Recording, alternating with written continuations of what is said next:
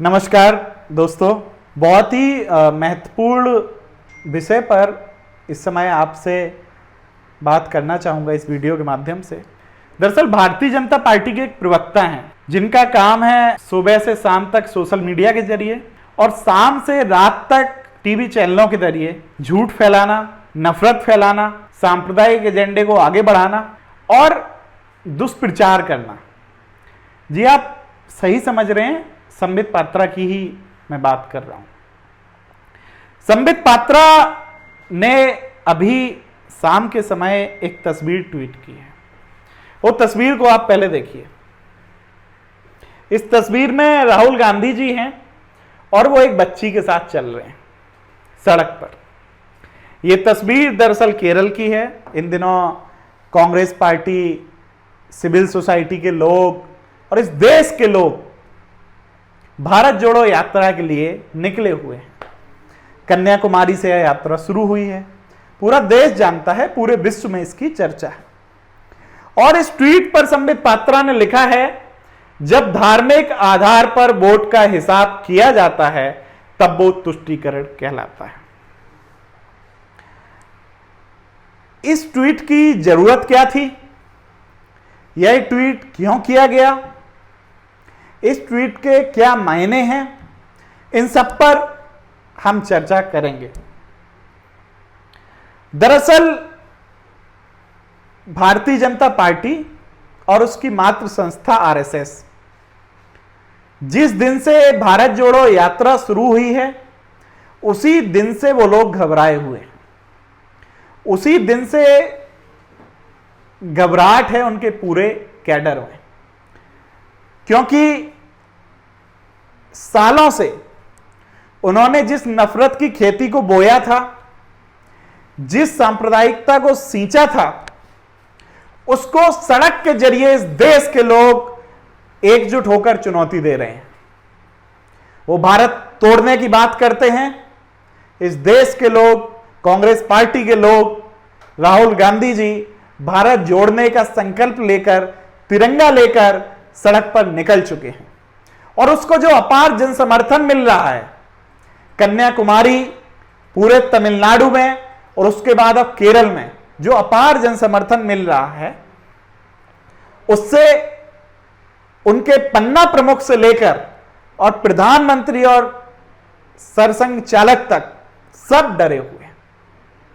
इसलिए जिस दिन से यात्रा शुरू हुई है उसी दिन से कभी राहुल गांधी जी की टी शर्ट की कीमत के जरिए, कभी लोगों से मिलते समय, एक डेलीगेशन मीट के दौरान एक पादरी से मिलने के समय, कभी स्मृति ईरानी का झूठा वीडियो वायरल करके, कभी गोवा में कांग्रेस पार्टी के विधायकों को तोड़कर और कर्नाटक की तरफ बढ़ती हुई इस यात्रा से घबराकर कर्नाटक के कांग्रेस के नेता डीके शिवकुमार के ऊपर ईडी छोड़कर और रोज कुछ ना कुछ एक नया सिगूफा लेकर मीडिया में दुष्प्रचार फैलाकर, सोशल मीडिया के जरिए दुष्प्रचार फैलाकर कोशिश कर रहे हैं वो कि कार्यकर्ताओं का, कांग्रेस के कार्यकर्ताओं का मनोबल टूटे।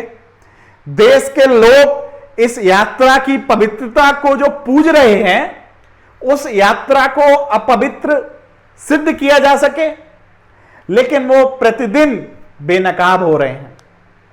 उनको नहीं पता है कि वो जितना प्रहार करेंगे, जितना इस यात्रा की इस तपस्या में विघ्न डालेंगे, देश के लोग, इस देश को जोड़ने का संकल्प रखने वाले लोग, इस देश को जोड़ने की कोशिश करने वाले लोग, इस देश में प्यार और मोहब्बत चाहने वाले लोग, इस देश में अमन और तरक्की चाहने वाले लोग, उनके खिलाफ एकजुट होकर सड़क पर निकल पड़ेंगे और उनकी हर नाकाम कोशिश का जवाब वो तिरंगा लेकर सड़क पर देंगे। इसलिए वो ये ना समझें कि उनकी इन छोटी छोटी हरकतों से एक भी कांग्रेस का कार्यकर्ता या एक भी देश का नागरिक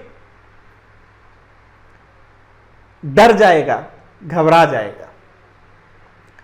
लेकिन दोस्तों, यह मुद्दा सिर्फ इतना ही नहीं है, मुद्दा यह है कि एक छोटी बच्ची जो मैंने आपको दिखाया, जिसकी उम्र होगी महज 5, 7 साल, 8 साल,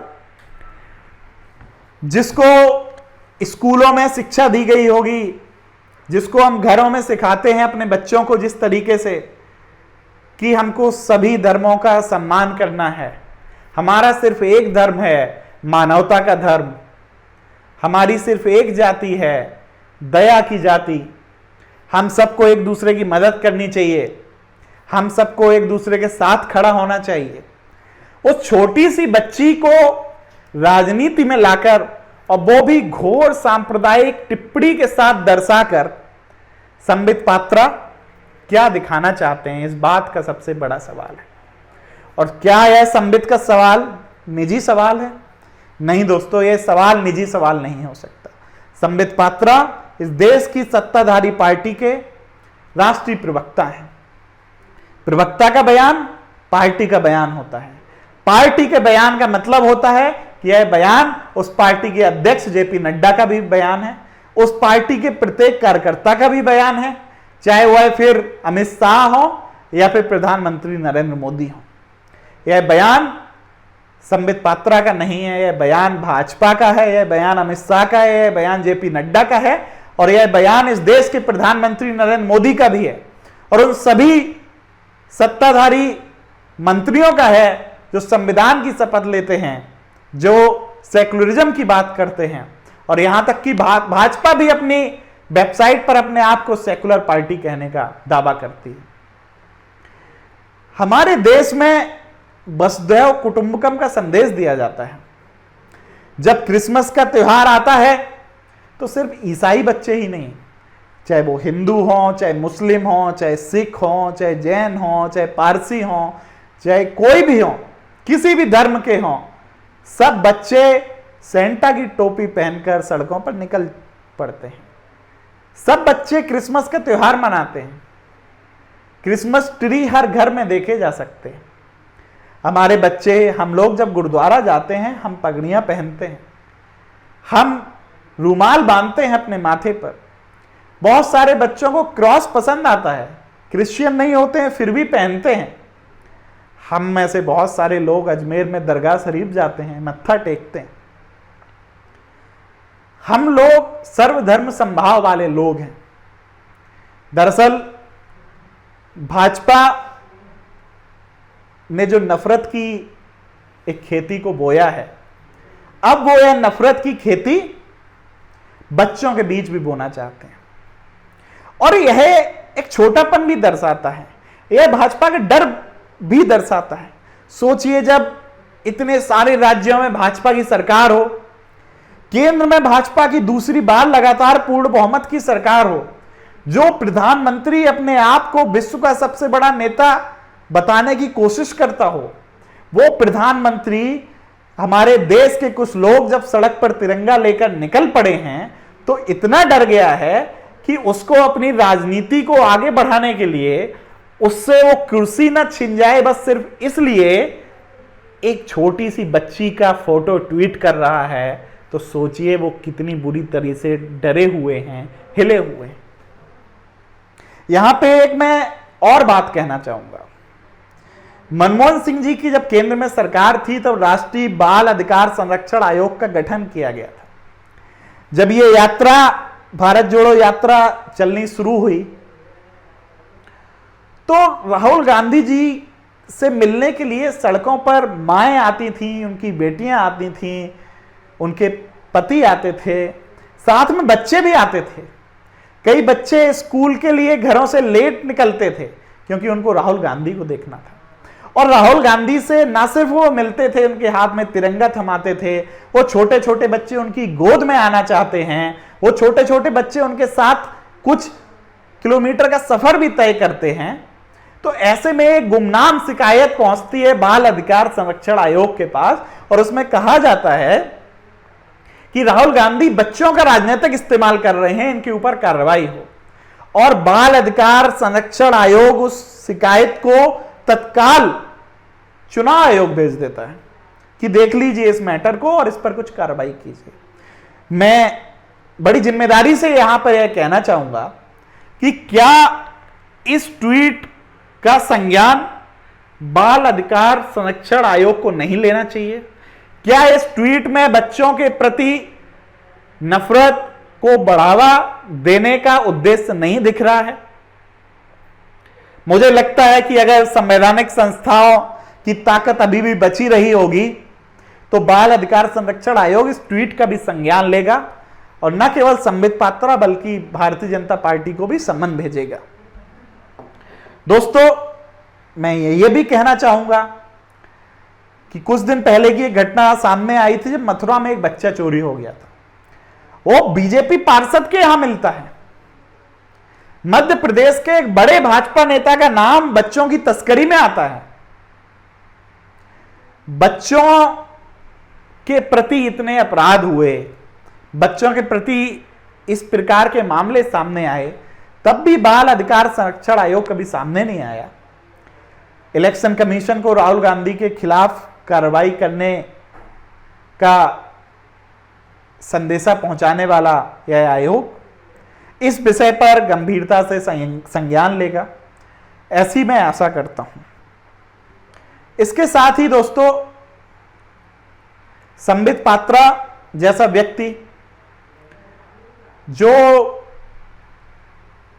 एमसीडी का चुनाव भी नहीं जीत सका, जिसको उड़ीसा में लोकसभा के चुनाव में भी लोगों ने नकार दिया, ऐसा व्यक्ति जब अपने घर जाता होगा तो अपने बच्चों को क्या मुंह दिखाता होगा, क्या बताता होगा कि मैंने आज दिन भर में क्या किया है, कितनी नफरत परोसी है टीवी चैनल के जरिए, सोशल मीडिया के जरिए। मुझे नहीं पता संबित पात्रा के कितने बच्चे हैं, लेकिन मैं फिर भी ये कहना चाहूंगा कि संबित, अगर तुम्हारे घर में बेटियां हों, अगर तुम्हारी बच्चियां हों, तो उनको यह ट्वीट मत दिखने देना, यह ट्वीट मत दिखाना, या उनकी पहुंच से अपने आप को सोशल मीडिया पर दूर रखना। क्योंकि जिस दिन उनको पता लग गया कि मेरे पिताजी ये हरकतें करते हैं, उस दिन मुझे लगता है कि तुम्हारे बच्चों को भी तुम्हारे पिता होने पर उनको शर्म आएगी। राहुल गांधी से तो मिलने सब लोग आ रहे हैं यात्राओं में। आज सुबह की ये तस्वीर है, बच्चे सैन्य वेशभूषा में उनसे मिलने आए, कोई भगवान की वेशभूषा में उनसे मिलने आया। तो इसलिए इस वीडियो के माध्यम से भाजपा के लोगों से भी मेरा कहना है कि यार, मुझे पता है कि आप में से कुछ लोग चाहते होंगे कि अपने बच्चों को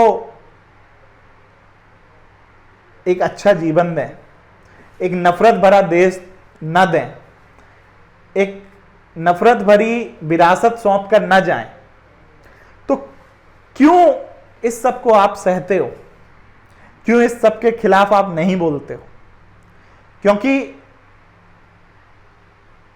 यह बात मान लीजिए, और आप जानते भी हैं कि आप लाख कोशिशें कर लें, लाख कोशिशें कर लें, हिंदुस्तान की बुनियाद मोहब्बत थी, हिंदुस्तान की बुनियाद मोहब्बत है और हिंदुस्तान की बुनियाद मोहब्बत ही रहेगी। इसमें आप बीच में कितनी भी बाधाएं डालें, आपको हर बार परास्त होना ही पड़ेगा। आप सबका धन्यवाद।